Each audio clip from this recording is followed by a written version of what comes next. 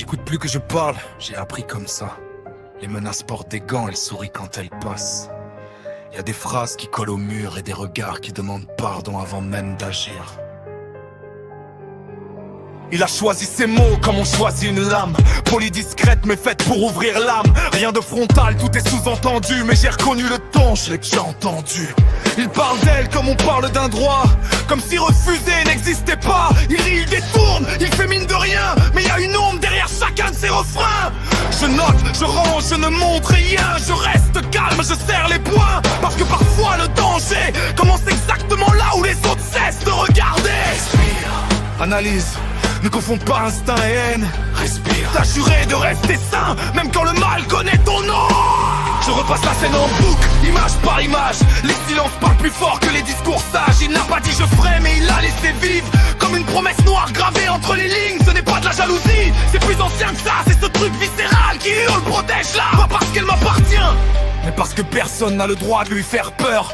Jamais, je me parle à moi-même pour tenir la digue. Je mets des mots pour ralentir la fatigue. Mais chaque argument montre comme il est malhonnête quand je revois son regard quand elle a dit non net. Respire, mais pourquoi respirer quand tout ton corps te dit d'agir? Respire, ou accepte que certaines limites ne sont pas faites pour être respectées.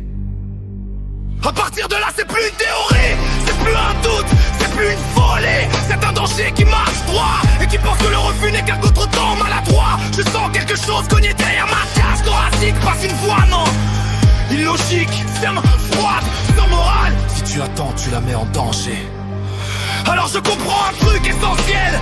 Ce n'est pas moi qui perds le contrôle, c'est moi qui arrête de mentir en prétendant que je peux encore être neutre dans ce rôle. Tais-toi, non, parle, dis-moi ce que tu ferais sans chaîne.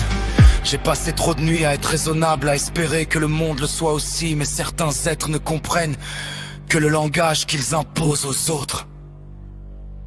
Je ne te retiens plus. Je te regarde prendre ma place, pas comme un monstre, comme une réponse qu'on n'a jamais voulu assumer en face. Chaque mot qu'il a dit je le grave, chaque regard je l'aligne. Il a cru que le noir dans mes yeux était décoratif, esthétique, un signe, mais le plus en ligne.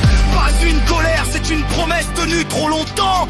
Et ce soir, j'ai décidé que sa peur valait plus que son consentement. Je ne respire plus, je ne pèse plus. Je t'ouvre la porte. Prends ce que je retiens depuis trop longtemps. Prends ma lucidité, prends ma colère.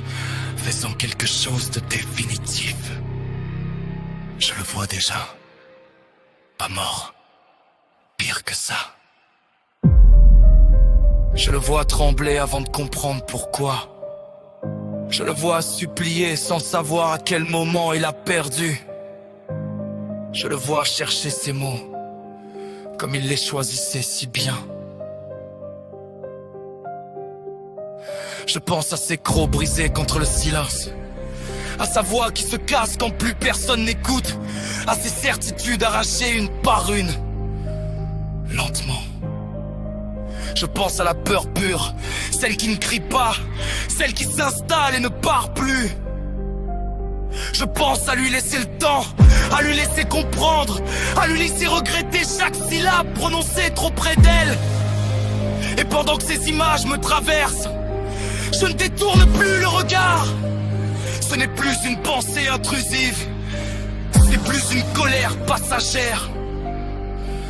C'est une intention. Et elle vient de trouver